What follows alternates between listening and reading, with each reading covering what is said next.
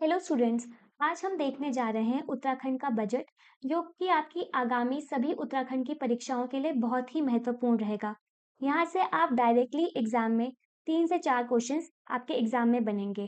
तो इस बजट को हम ध्यान से देखेंगे एंड जो भी पॉइंट्स है वो नोट करते हुए चलेंगे।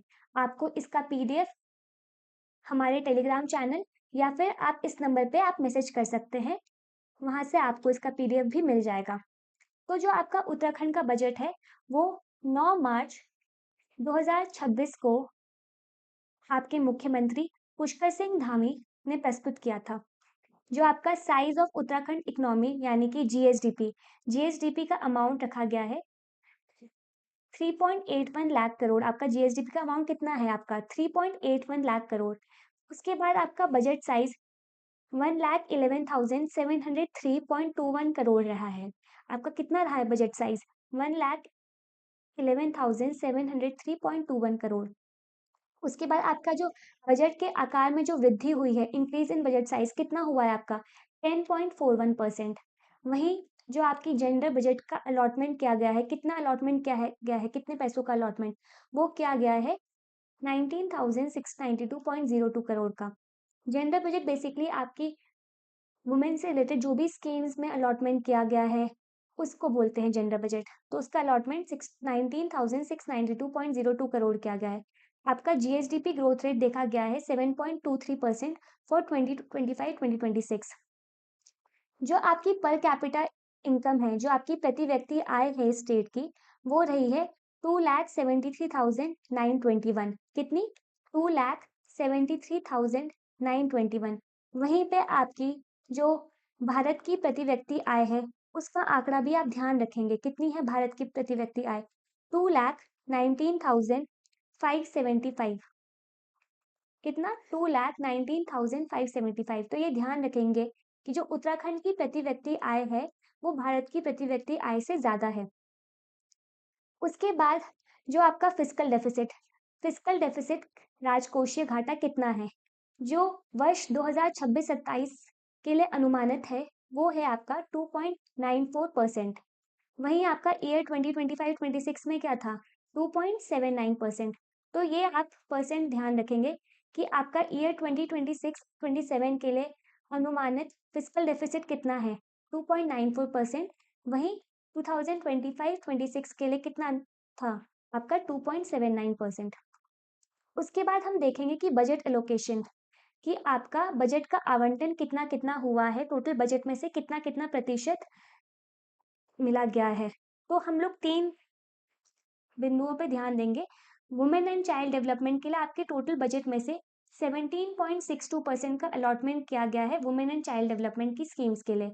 वहीं आपका जो हेल्थ बजट है वहां पे अलॉटमेंट किया गया है आपका 4.12% का। और आपका जो एजुकेशन के लिए है वो 11.33% का अलॉटमेंट किया गया है। तो आप ये परसेंट ध्यान रखेंगे कि महिला एवं बाल विकास के लिए आपका 17.62% है। स्वास्थ्य बजट के लिए आपका 4.12% अलॉटमेंट किया गया है। वहीं शिक्षा के लिए आपका 11.33% अलॉटमेंट किया गया है। उसके बाद आप देखेंगे कि व्यय का प्रावधान यानी कि एक्सपेंडिचर प्रोविजन कितना कितना है। जो आपका राजस्व व्यय है, रेवेन्यू एक्सपेंडिचर, उसकी वैल्यू या अमाउंट कितना है? 64,989.44 करोड़। कितना है आपका राजस्व व्यय? आपका 64,989.44 करोड़। वहीं आपका जो पूंजीगत व्यय है, कैपिटल एक्सपेंडिचर, आपका है 46,730.77 करोड़। देन आपका जो कैपिटल आउटले यानी कि पूंजीगत परिव्यय, वो आपका 18,152.73 करोड़ है। तो इसको अमाउंट को ध्यान रखना है आपको। आपको ये भी ध्यान रखना है कि जो आपका रेवेन्यू एक्सपेंडिचर है वो आपका ज्यादा है कैपिटल एक्सपेंडिचर से, यानी कि आपका जो राजस्व व्यय है वो पूंजीगत व्यय से ज्यादा है। उसके बाद आप बजट में प्राप्तियां या फिर बजट रिसिप्ट देखेंगे। जो आपकी राजस्व प्राप्तियां हैं यानी कि आपकी जो रेवेन्यू रिसिप्ट है, रेवेन्यू रिसिप्ट में कितनी टोटल अमाउंट है, टोटल वैल्यू कितनी है? 67,525.77 करोड़। वहीं आपकी जो पूंजीगत प्राप्तियां हैं, कैपिटल रिसिप्ट, वो है आपकी 42,617.35 करोड़। और आपकी जो कुल प्राप्तियां हैं, टोटल रिसिप्ट, वो आपकी है 10,143.12 करोड़। तो ये आप अमाउंट याद रखेंगे कि आपका राजस्व प्राप्तियां कितनी है, 67,525.77 करोड़। पूंजीगत प्राप्तियां आपकी हैं 42,617.35 करोड़। और टोटल प्राप्तियां आपकी कितनी है, 1,10,143.12 करोड़। इन दोनों को आपका ऐड करके ये आपकी टोटल प्राप्तियां आ जाएंगी। उसके बाद आपके जो इम्पोर्टेंट, जो महत्वपूर्ण जो बिंदु हैं, जो देखने वाले हैं, वो क्या क्या हैं आपके बजट में, किसके बारे में बात की गई है, MTDSS की। ये क्या होता है, आपका mining digital transformation and surveillance system. आप इसको ध्यान रखेंगे कि MTDSS क्या है। आपका ये है mining digital transformation and surveillance system. उसके बाद construction of women sports college कहाँ हो रहा है आपका, वुमेन स्पोर्ट्स कॉलेज कहाँ कंस्ट्रक्ट हो रहा है आपका, चंपावत में। वहीं आपकी जो स्पोर्ट्स यूनिवर्सिटी है, जो आपकी स्पोर्ट्स यूनिवर्सिटी है, वो आपकी बन रही है हल्द्वानी में। वो आपकी बन रही है हल्द्वानी में, ये भी आप ध्यान रखेंगे। उसके बाद जो आपकी सौर ऊर्जा की क्षमता जो प्रदेश में कितनी बड़ी है, सौर ऊर्जा यानी कि सोलर एनर्जी की कैपेसिटी कितनी इंक्रीज हुई है, वो आपकी 1027 मेगावाट इंक्रीज हुई है। उसके बाद हम देखेंगे जो आपकी इम्पोर्टेंट जो स्कीम्स हैं, जैसे कि देवभूमि एंटरप्रेन्योरशिप स्कीम, देवभूमि उद्यमिता योजना। इसका लॉन्च कब किया गया है, इसका लॉन्च किया गया है सितंबर 2023 में। इसका क्या लक्ष्य है, बेसिकली कॉलेज और यूनिवर्सिटी में कौशल एंड उद्यमिता विकास, जो कॉलेज गोइंग स्टूडेंट्स है उनका स्किल एंड एंटरप्रेन्योरशिप डेवलपमेंट करना इन कॉलेजेस एंड यूनिवर्सिटी। देन हम ये सारी स्कीम्स अभी देखने वाले हैं। हमें ध्यान रखना है कि कितना कितना अमाउंट एलोकेट हुआ है, कितने कितने पैसे अलॉट किए गए हैं हर स्कीम को। आपके एग्जाम्स में डायरेक्टली पूछ सकते हैं कि इस स्कीम्स में कितना अमाउंट एलोकेट किया गया है। तो सबसे पहले हम देखेंगे आपका उद्यमिता कौशल नवाचार, यानी कि एंटरप्रेन्योरशिप स्किल एंड इनोवेशन को अलॉट किया गया है 7.11 करोड़। देन आपका स्टेट स्मार्ट सिटी को आपका अलॉट किया गया है 30 करोड़। आपकी स्टेट स्मार्ट सिटी को अलॉट किया गया है 30 करोड़। उसके बाद आपकी खनन सर्विलांस यानी कि माइनिंग सर्विलांस में आपका अलॉटमेंट किया गया है 24.50 करोड़ का। देन आपका लैब ऑन व्हील्स में अलॉट किया गया है 4 करोड़। पेडेस्ट्रियन पाथवेज में पैदल मार्ग को अलॉट किया गया है 10 करोड़। हरिद्वार गंगा कॉरिडोर में अलॉटमेंट किया गया है 10 करोड़ का। वहीं जो ऋषिकेश गंगा कॉरिडोर है उसमें अलॉटमेंट किया गया है 12 करोड़ का। आपदा सखी डिजास्टर फ्रेंड में अलॉटमेंट किया गया है 2 करोड़ का। उसके बाद हर न्याय पंचायत में स्टेडियम में अलॉटमेंट किया गया है 10 करोड़ का। देन आपकी संस्कृत स्कूल या पाठशालाओं को अलॉट किया गया है 28 crore. And UCC uniform civil code में अलॉटमेंट किया गया है आपका 5 करोड़ का। आपको ध्यान रखना है कि आपका यूनिफॉर्म सिविल कोड राज्य में 27 जनवरी 2025 से लागू किया गया था। और इसमें किसको एक्सेप्शंस मिल रखे हैं, आपके एसटीज जो कम्युनिटी हैं उनको एक्सेप्शन मिल रखे हैं। आपका क्या है, आप यूसीसी के बारे में थोड़ा सा, आप यूसीसी के बारे में भी आप पढ़ेंगे क्योंकि यूसीसी से भी आपके क्वेश्चंस पूछ सकते हैं एग्जाम में डायरेक्टली। देन आपकी अदर स्कीम्स या फिर अदर स्कीम्स में कितनी कितनी बजट एलोकेशन की गई है। आपका जी राम जी, ये पहले क्या थी, मनरेगा थी। अब इसका नाम बदल के क्या कर दिया गया है, जी राम जी। जी राम जी विकसित भारत रोजगार गारंटी एवं आजीविका मिशन। इंग्लिश में क्या बोलेंगे इसको, जी राम जी विकसित Bharat employment guarantee and livelihood mission. इसमें कितना अमाउंट एलोकेट किया गया है, 705.25 करोड़ का अलॉटमेंट किया गया है। उसके बाद जो कुंभ जो अगले साल होने वाला है उसमें अलॉटमेंट किया गया है 1027 करोड़ का। वहीं नंदा देवी राजजात यात्रा में अलॉटमेंट किया गया है 25 करोड़ का। निर्भया फंड में 111.02 करोड़ का। नंदा गौरा योजना में 220 करोड़ का। पीएम मातृत्व वंदना योजना में 478 करोड़। सीएम बाल पोषण योजना या फिर सीएम चाइल्ड न्यूट्रिशन स्कीम में 25 करोड़ का अलॉटमेंट किया गया है। महालक्ष्मी किट योजना में अलॉटमेंट किया गया है 30 करोड़ का। ईजा बोर्ड शगुन योजना, ये अगर ये पूछ सकते एग्जाम में, ईजा बोर्ड शगुन योजना किसके लिए है, ये बेसिकली आपका प्रेग्नेंट वुमेन के लिए है। एंड ये कब से स्टार्ट की गई थी, ये 9 नवंबर 2023 से स्टार्ट की गई थी। इसमें अलॉटमेंट किया गया है 14.13 करोड़ का। जो आपका महिला स्पोर्ट्स कॉलेज का जो निर्माण है, जो चंपावत में बन रहा है, उसमें अलॉट किया गया है 10 करोड़ का। जो आपका सीएम वुमेन न्यूट्रिशन स्कीम है, सीएम महिला पोषण योजना, उसमें अलॉटमेंट किया गया है 13.44 करोड़ का। तो बेसिकली आप ये देख रहे हैं कि जो ये सारी स्कीम्स है, ये वुमेन रिलेटेड स्कीम्स है। इसमें इतने इतने अमाउंट एलोकेट किया गया है एंड इसको आपको ध्यान रखना है। देन 3 स्मार्ट सिटीज हमारे उत्तराखंड में बन रही है, वो कौन कौन सी हैं? पहली आपकी बाड़ाहाट उत्तरकाशी, दूसरी आदि कैलाश पिथौरागढ़ एंड तीसरी गैरसैंण चमोली। तो ये ध्यान रखेंगे कि आपकी 3 स्मार्ट सिटीज कौन कौन सी हैं जो बन रही हैं। आपका बाड़ाहाट उत्तरकाशी में, आदि कैलाश पिथौरागढ़ और गैरसैंण चमोली में, ये 3 स्मार्ट सिटीज का बन रही हैं। देन आपकी इंडस्ट्रियल पॉलिसीज देख लेंगे, जो आपकी इंपॉर्टेंट इंडस्ट्रियल पॉलिसीज है। सबसे पहले आपकी मेगा इंडस्ट्रियल पॉलिसीज है, जो आपकी 2025 में स्टार्ट की गई थी। देन आपकी मेगा टेक्सटाइल पॉलिसी है, जो आपकी शुरुआत की गई थी 2014 में। अब ये क्वेश्चन दिया गया है, आइडेंटिफाई द करेक्ट स्टेटमेंट, सत्य कथन की जांच कीजिए। पहला इसमें क्या है? राज्य के बजट में पूंजीगत की तुलना में राजस्व व्यय अधिक है। दूसरा कथन क्या है? 24 सालों में राज्य का बजट 24 गुना बढ़ा है। तो आप इस क्वेश्चन को का आंसर कमेंट बॉक्स में देंगे, ठीक है? इसका आपका आंसर कमेंट बॉक्स में होना चाहिए, हमने अभी पढ़ा है इस। अब हम ये देखेंगे कि हमारे रुपए कहाँ कहाँ से आते हैं, जो आपकी गवर्नमेंट के पास जो रुपए हैं वो कहाँ कहाँ से आते हैं। सबसे पहले जो सबसे ज्यादा जो आपका रुपए जहाँ से आते हैं वो है स्वयं का कर राजस्व, यानी कि ओन टैक्स रेवेन्यू से सबसे ज्यादा अमाउंट आता है। ओन टैक्स रेवेन्यू यानी कि स्वयं का कर राजस्व वहां से कितना आ रहा है आपका? 28.85% आ रहा है। दूसरा आपका है लोक ऋण, यानी कि पब्लिक डेब्ट। पब्लिक डेब्ट से कितना आ रहा है आपका? पब्लिक डेब्ट से आ रहा है आपका 24.04% आ रहा है। तीसरा आपका सबसे ज्यादा कहाँ से अमाउंट आ रहा है? केंद्रीय सरकार से सहायता अनुदान, यानी कि grant in aid from central government. Grant in aid from central government, from central government, ये कितना आ रहा है आपका? 20.53%। चौथे नंबर पे क्या है?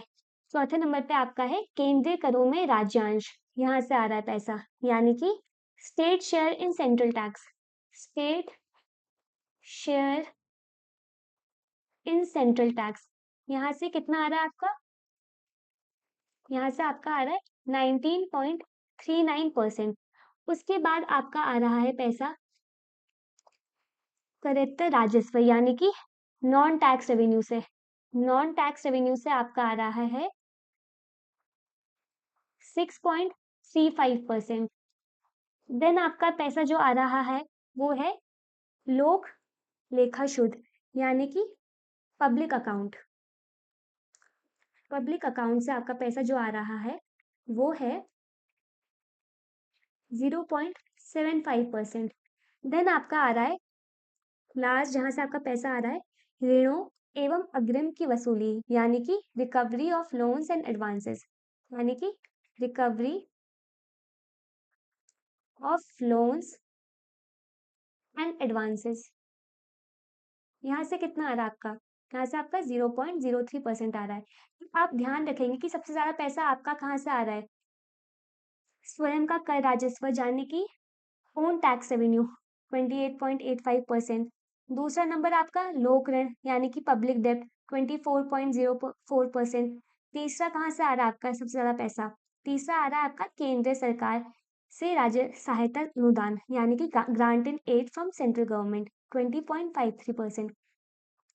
चौथा आपका कहाँ से आ रहा है पैसा? सब आपका आ रहा है केंद्रीय करों में राज्यांश, यानी कि state share in central taxes 19.35%। उसके बाद आपका जो पैसा आ रहा है वो आ रहा है करेक्टर राजस्व, यानी कि नॉन टैक्स रेवेन्यू। कितना आ रहा है आपका? 6.35%। उसके बाद आपका आ रहा है पैसा लोक लेखा शुद्ध यानी कि पब्लिक अकाउंट 0.75% और आखिरी में आपका ऋणों एवं अग्रिम की वसूली यानी कि recovery of loans and advances से आपका 0.03% पैसा आ रहा है। तो आप ये ध्यान रखेंगे कि कहाँ से सबसे ज्यादा पैसा आ रहा है और कहाँ से कितना। आपको परसेंट याद रखने की इतनी जरूरत नहीं है, बट आप स्टार्टिंग के 3 याद रख सकते हैं कि कितना कितना ओन टैक्स रेवेन्यू, पब्लिक डेब्ट, grant and aid from central government, ये सब आपको ध्यान रखना है। उसके बाद हम ये देख लिया हमने कि रुपी कहाँ कहाँ से आ रहा है, where does rupee comes from. तो हम देखेंगे कि पैसा कहाँ जा रहा है, पैसा कहाँ जा रहा है, रुपी कहाँ जा रहा है, गोज टू। सबसे ज्यादा कहाँ जाता है पैसा, ये हम देखेंगे। सबसे ज्यादा आपका अन्य व्यय यानी कि अदर एक्सपेंसेस में जा रहा है। अदर एक्सपेंसेस में आपका कितना जा रहा है, 26.95% जा रहा है। उसके बाद आपका वेतन, भत्ते, मजदूरी आदि अधिष्ठान व्यय, ठीक है। सेकंड आपका जा रहा है सैलरी अलाउंसेस वेजेस में, सैलरी अलाउंसेस और वेजेस में जा रहा है आपका पैसा, वहां आपका जा रहा है 25.45%। देन आपका तीसरा जो जा रहा है वो जा रहा है वृहद निर्माण कार्य, लघु निर्माण कार्य में जा रहा है आपका, यानी कि major minor, major minor construction work में आपका पैसा जा रहा है। कितना जा रहा है, 12.49%। इतना आपका मेजर माइनर कंस्ट्रक्शन वर्क में जा रहा है। उसके बाद आपका जो जहाँ पैसा जा रहा है वो है आपका पेंशन में। पेंशन में आपका कितना जा रहा है, पेंशन में आपका जा रहा है 12.45% में आपका जा रहा है। देन आपका जो आता है निवेश ऋण, निवेश ऋण यानी कि इन्वेस्टमेंट डेप्ट, इन्वेस्टमेंट डेप्ट में आपका पैसा जा रहा है वो है 9.08%। देन आपका देन आपका जो पैसा जा रहा है वो ब्याज और लाभांश यानी कि इंटरेस्ट और डिविडेंड, उसमें कितना पैसा जा रहा है, उसमें आपका जा रहा है 8.87%। देन लास्ट जो आपका पैसा जा रहा है वो आपका सहायक अनुदान, अंशदान, राज सहायता यानी कि ग्रांट एंड एड कंट्रीब्यूशन, जो स्टेट का ग्रांट एंड एड कंट्रीब्यूशन है वहां आपका पैसा जा रहा है। वहां पे कितना जा रहा है, 4.72%। तो आप ये ध्यान रखेंगे कि कितना पैसा कहाँ से आ रहा है, पैसा कहाँ जा रहा है। तो आप स्टार्टिंग के 3 ध्यान रखेंगे और आखिरी में सबसे कम कहाँ जा रहा है वो भी आप ध्यान रख सकते हैं। उसके बाद हम देखेंगे ये बजट की विशेषताएं। जो आपका पिछला जो आपका बजट था उसमें हमारी हमने बात की गई थी, सरकार ने बात की गई थी नमो की, ज्ञान की बात की गई थी, सप्तऋषि की बात की गई थी, सप्तऋषि। इस बार इस बार जो आपके बजट में जो बात की गई है, जो इम्पोर्टेंट जो बिंदु हैं जिन पे बात की गई है वो है आपका केदार, केदार मानस, केदार मानस, संतुलन, संतुलन बजट की बात की गई है। और ज्ञान के साथ साथ विज्ञान को भी जोड़ा गया है, ज्ञान के साथ साथ विज्ञान को भी जोड़ा गया है जो हम आगे देखेंगे, ठीक है। तो केदार मानस संतुलन ज्ञान की बात की गई है।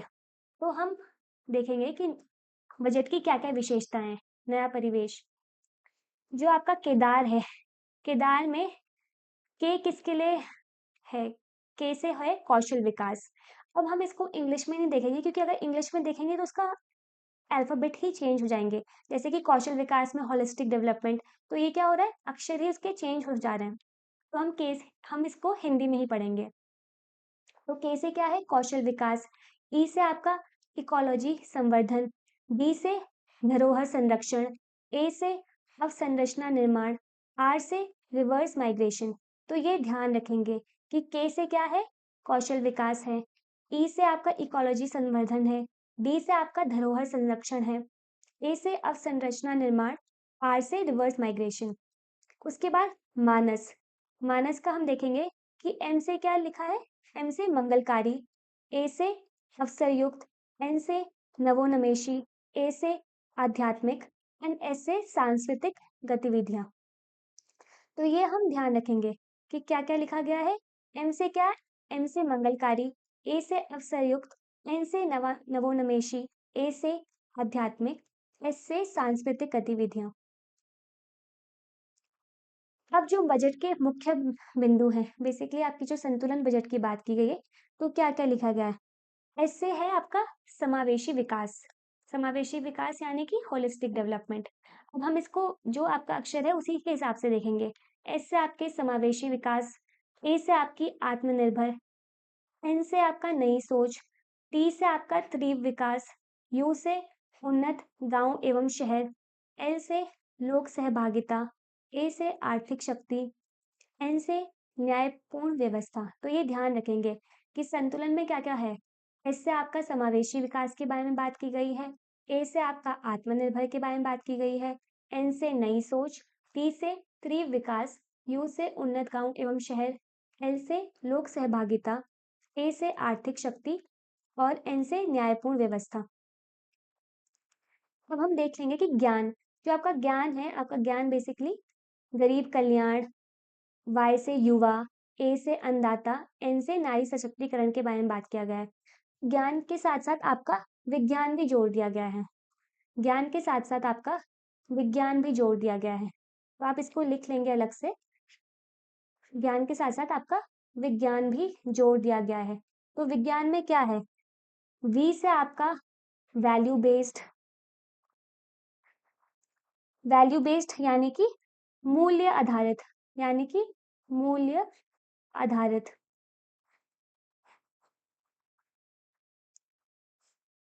आई से आपका इनोवेशन ड्रिवन है, इनोवेशन ड्रिवन।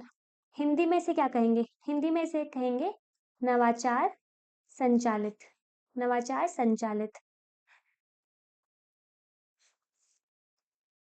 जी से आपका है गुड गवर्नेंस, गुड गवर्नेंस यानी कि सुशासन। वाई से आपका यूथ एम्पावर्ड, यूथ एम्पावर्ड, युवा सशक्त, युवा सशक्त। ए से आपका अकाउंटेबिलिटी, ए से आपकी अकाउंटेबिलिटी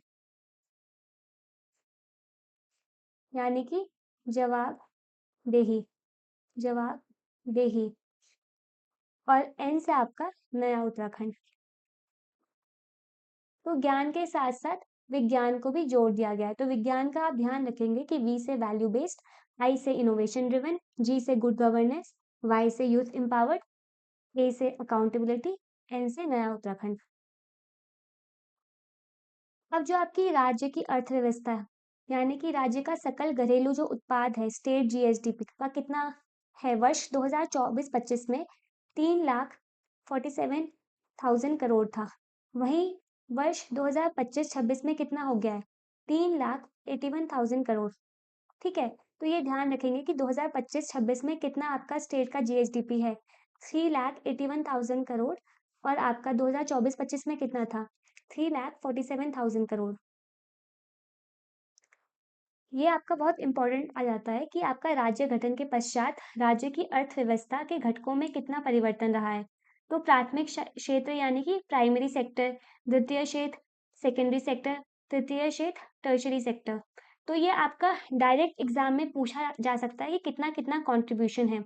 तो अभी जो कंट्रीब्यूशन है प्राइमरी सेक्टर का, यानी कि प्राथमिक क्षेत्र का आपका कंट्रीब्यूशन है 9.59%। वहीं आपका